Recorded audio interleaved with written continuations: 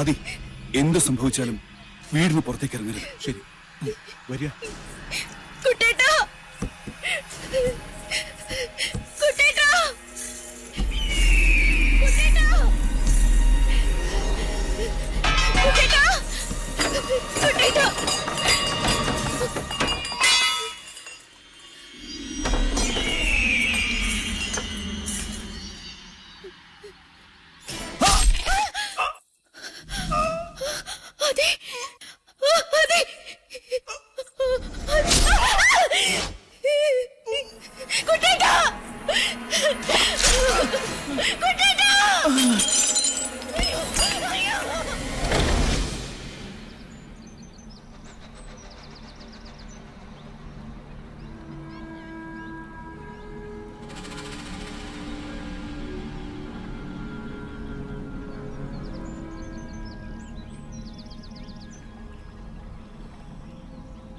കൊച്ചമ്പ്രാൻ അംഗം ജയിച്ച് ഇപ്പൊ എത്തും തിരുമേനി. എന്നിട്ട് എവിടെയോ വിജയജ്യോതി?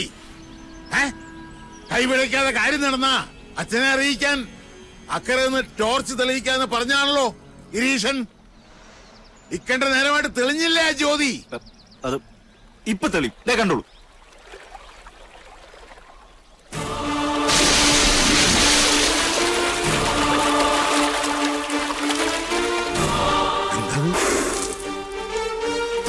തമ്പുരാനെ, വട്ടാഴി തിരുമേനിയല്ലേ അത്? ആദ്യമായിട്ടാ നെല്ലൂർ കുളത്തിൽ വീണ ഒരാൾ ജീവനോടെ. തമ്പുരാനെ,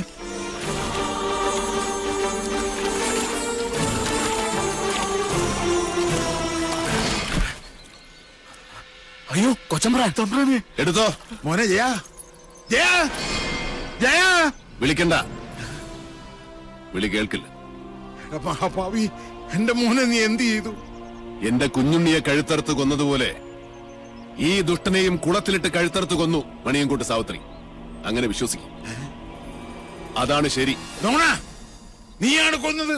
ആ കുറ്റം ഞാൻ ഏൽക്കണമെങ്കിൽ എന്റെ കുഞ്ഞുണ്ണിയെ കൊന്നത് ആരാണെന്ന് കാരണം അവര് പറയണം. സാവിത്രി? ചെമ്പ്രയിലെ ആ പഴങ്കഥ ഞാനായിട്ട് തിരുത്തുന്നില്ല. പക വീട്ടിയല്ലേ? പക വീട്ടാനുള്ളതാണ് മൂപ്പരെ. ഉച്ചയിൽ ഉപ്പോളം ബുദ്ധിയുണ്ടെങ്കിൽ ഒഴിഞ്ഞു പോകുന്നതാണ് നല്ലത്. എന്റെ ജീവനിൽ ഇടപെടരുത്. ഇതുകൊണ്ടൊന്നും തീരില്ല കാരണവരെ. എന്റെ കുഞ്ഞുണ്ണിയെ കൊന്നതിന്റെ കണക്ക് ഞാൻ ചോദിക്കാൻ പോകുന്നതേ ഉള്ളൂ.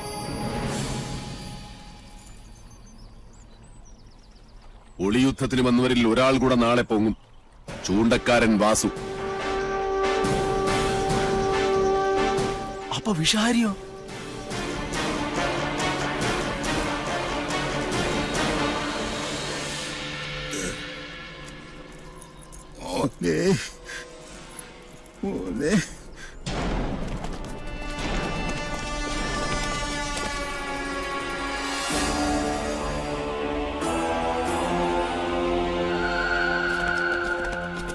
ഇന്നലെ രാത്രി താനോടുണ്ടായിരുന്നു.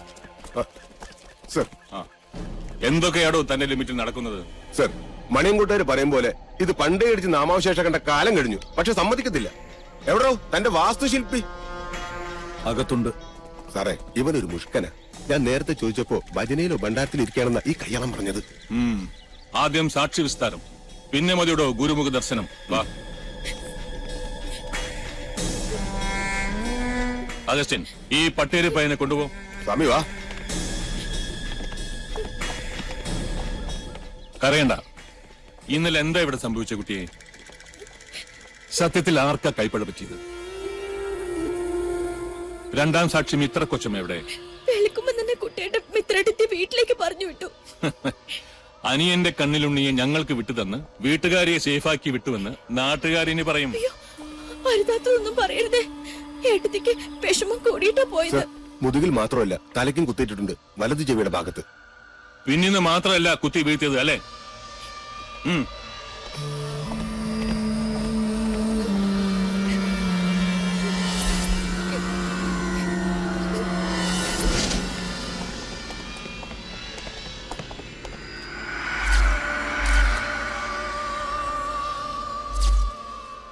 അഗസ്റ്റിൻ, ബോഡി പുറത്തേക്ക് എടുത്തോളൂ. സർ. കാര്യങ്ങൾക്കൊക്കെ ക്ലാരിറ്റി ആവുന്നതുവരെ സംഗതികളൊന്നും സിമ്പിളായി എടുക്കണ്ട. Yes sir.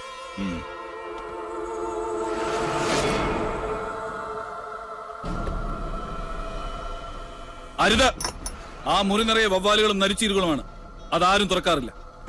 അനന്ത, SP തടയണ്ട.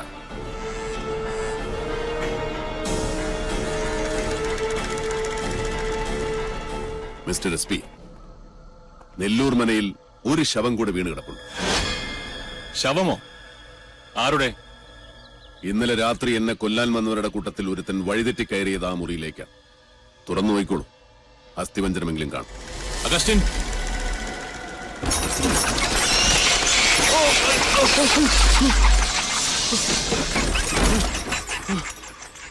ജീവിക്കാൻ അർഹതയില്ലാത്തവരെ ആർക്കും രക്ഷിക്കാൻ കഴിയില്ല. നീചന്മാരുടെ മരണത്തിൽ സജ്ജനങ്ങൾ ദുഃഖിക്കാറില്ല.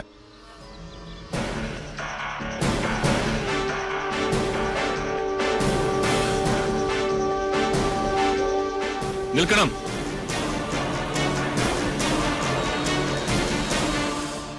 പട്ടാഴി തമ്പുരാനെ കണ്ട് കൈ തന്ന് സലാം പറഞ്ഞ് തിരിച്ചു പോകാനല്ല ഞാൻ വന്നത്. ഈ മരണത്തിലൊക്കെ നിങ്ങളുടെ കൈയില്ലേ? എനിക്ക് നിങ്ങളെ സംശയമുണ്ട്. സംശയിക്കണം സാർ. എല്ലാ സത്യാന്വേഷണങ്ങളുടെയും തുടക്കം സംശയത്തിൽ നിന്നാണ്. സംശയമല്ല, സത്യമാണ്. പ്രതികാരം ചെയ്യാൻ പട്ടാഴി മാധവൻ തുനിഞ്ഞിറങ്ങിയാൽ ആർക്കും തടുക്കാനാവില്ലെന്നറിയാം. ഇനി എത്ര ശവം കൂടി വീഴാനുണ്ട് ചമ്പ്രയിൽ? മീരാൻ സാഹിബ് വരണം. തുളസി, ഊണിന് ഏമാനുണ്ടാവും. ഇല്ല തമ്പുരാൻകുട്ടി, അത് പറ്റില്ല. ഇന്ന് SP ക്യാമ്പ് ഇവിടെ. ഇല്ലത്തെ ചോറ് ഞാൻ ഒരുപാട് ഉണ്ടിട്ടുള്ളതാ. പരിചയമില്ലാത്തവരുടെ മുമ്പിൽ വെച്ച് ഞാൻ തമ്പുരാൻകുട്ടിയോട് പരിചയക്കേട് കാണിച്ചു, പോലീസ് കളിച്ചു. തമ്പുരാൻകുട്ടി ക്ഷമിക്കാം. ഇതിലൊന്നും ഒരു കാര്യമില്ല. സീസറിനുള്ളത് സീസറിന്, കാഫറിനുള്ളത് കാഫറിന്. കുപ്പായമിട്ടാൽ എല്ലാ മുഖവും ഒരുപോലെ കാണണം, അതാണ് ശരി. ആ കുട്ടിയോട് എന്ത് തരക്കാരെന്ന് അറിയാത്തതുകൊണ്ട് ഞാൻ ഏത് തരക്കാരനാണോ ആ തരക്കാരായി വളരാനാണ് ഞാൻ അവരെ പഠിപ്പിച്ചത്. പിന്നെ SP എന്താ അറിയേണ്ടത്? എല്ലാം വിശദമായി പറഞ്ഞുതരാം.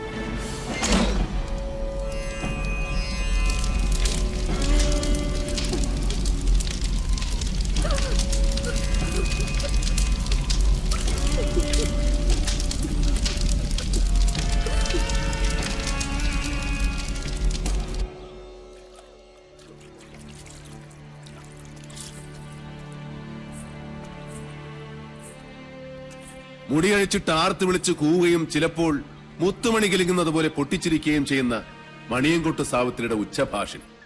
എന്താ അത്? ബാവൂരി മഹാറാണയുടെ ശില്പശാസ്ത്രത്തിൽ ഇതിന് പഞ്ചയന്ത്രം എന്ന് പറയും. പഞ്ചഭൂതങ്ങളെ പ്രീതിക്ക് വേണ്ടി ഭവനങ്ങളിൽ സ്ഥാപിക്കേണ്ട യന്ത്രം. ആരുമറിയാതെ യന്ത്രത്തിന്റെ വായിൽ ഉളിയന്നൂർ തച്ചൻ ഒരു ജാലവിദ്യ ഒളിപ്പിച്ചു വെച്ചു. ഒരു പുല്ലാങ്കുഴൽ. രാപ്പകൽ പാലക്കാടൻ കാറ്റ് ഇരമ്പ് വീശും ചെമ്പ്രഭൂമിയിൽ. അപ്പോൾ കുഴല് കൂകി വിളിച്ചുകൊണ്ടേയിരിക്കും. അതാണ് യക്ഷിഗർജനമായി ഇക്കണ്ട കാലം അത്രയും നെല്ലൂർ മനയിൽ മുഴങ്ങിക്കേട്ടത്. ആ വിദ്യ ഉളിയന്നൂർ കൗടില്യത്തിന്റെ മറ്റൊരു സ്മാരകം. ഉളിയെറിഞ്ഞ് ഞാൻ അരിഞ്ഞു വീഴ്ത്തിയത് സാവിത്രിയുടെ നാവല്ല, തച്ചുശാസ്ത്രത്തിലെ ഒരു അമരധ്വജന്റെ മഹാസിദ്ധിയെയാണ്. തമ്പുരാൻകുട്ടി തന്നെ പറയും. കോടതിയിൽ സബ്മിറ്റ് ചെയ്യേണ്ട കേസ് ഡയറിയിൽ കൊല ചെയ്തത് മണിയൻകോട്ട് പ്രേതമാണെന്ന് എങ്ങനെ എഴുതി വെക്കും ഞാൻ? ആര് വിശ്വസിക്കും? ഈ പൊട്ടക്കുളത്തിൽ മുങ്ങിച്ചെത്തവന്റെ ശവം ചെമ്പ്രപ്പുഴയിൽ എങ്ങനെയാ പൊങ്ങുക? അസംബന്ധം. അസംഭവ്യമായി ഈ ഭൂമിയിൽ ഒന്നുമില്ല.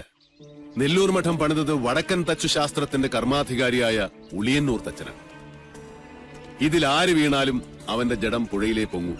ഒരു പോലീസുകാരനും അതിൽ സന്ദേഹം വേണ്ട. എന്നുവെച്ചാ അളവ് തെറ്റിപ്പണിയിച്ച അരക്കില്ലമാണ് നെല്ലൂർ മന.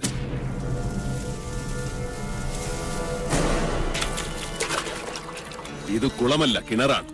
ഇതിനുള്ളിൽ അകവളവും ഉൾക്കുഴിവുമുള്ള ഒരു ജലനാളി തീർത്തു വെച്ചിട്ടുണ്ട്. കൈമിടിക്കുള്ള ആ മഹാതച്ചൻ. ആ സൂത്രപ്പണി അറിയാതെ ഇവിടെ കാൽ വയ്ക്കുന്നവൻ ആരായാലും ശരി, പതിക്കുന്നത് പടികുഴിയിലേക്കാവും. അന്ന് ഗിരീശൻ ചവിട്ടി വീഴ്ത്തിയപ്പോ ഞാൻ നേരിൽ കണ്ടതാണ് കുളത്തിന്റെ അടിത്തട്ടിലെ വിസ്മയലോകം. കണ്ടാൽ കുളം, ഉള്ളിൽ 140 കോൽ ആഴമുള്ള കിണർ, കുളത്തിന്റെ അടിത്തട്ടിൽ നിന്ന് തുടങ്ങുന്ന ഒരു ജലപാതം, ഏകദേശം 200 മീറ്റർ നീളമുള്ള ഒരു ടണൽ. നെല്ലൂർക്കാരനവരും എന്റെ അച്ഛനും കുഞ്ഞുണ്ണിയും ഈ ടണലിൽ കിടന്നാണ് ശ്വാസം മുട്ടി മരിച്ചത്. കിണറിനുള്ളിലെ വായുമർദ്ദം കാരണം വീഴുന്നവൻ നിലകിട്ടാത്ത ആഴത്തിലേക്ക് ആണ്ടുപോകും. കൊണ്ടുപോകുന്നത് നീർമൃതയും സാവിത്രിയുമൊന്നുമല്ല, സാക്ഷാൽ ഭൂഗുരുത്വം. അരനാഴിക നീളമുള്ള നാളിയുടെ അങ്ങേയറ്റം കെട്ടിയിരിക്കുന്നത് ചെമ്പ്രപ്പുഴയുടെ നെഞ്ചിലും. കുളത്തിൽ വീണവന്റെ ശവം ഏറ്റത്തിൽ ഒഴുകി പിന്നെ പൊങ്ങുന്നത് പുഴയിലായിരിക്കും.